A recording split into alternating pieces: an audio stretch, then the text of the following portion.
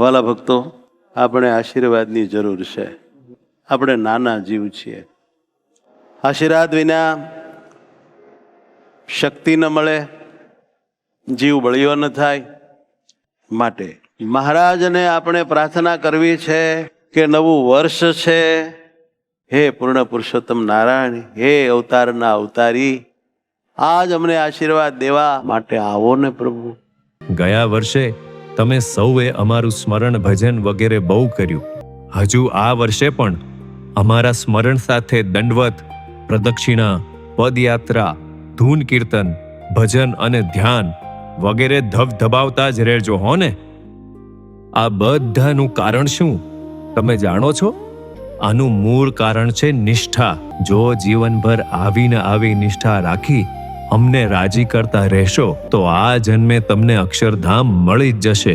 તમે 3 વર્ષથી સ્મરણ વર્ષ ઉજવો છો. આ વર્ષે હવે એમાં ધ્યાન ઉમેરીએ છીએ.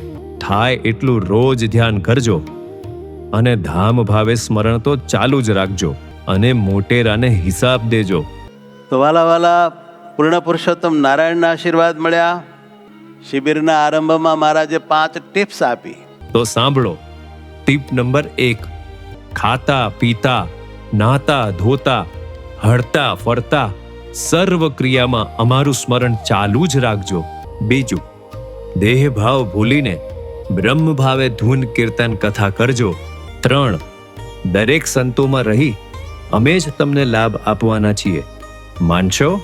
4, તમારી આજુબાજુમાં સર્વ રૂપે અમે જ છીએ એ સ્વીકારી અમારા અક્ષરધામમાં જ છો તેમ માનજો.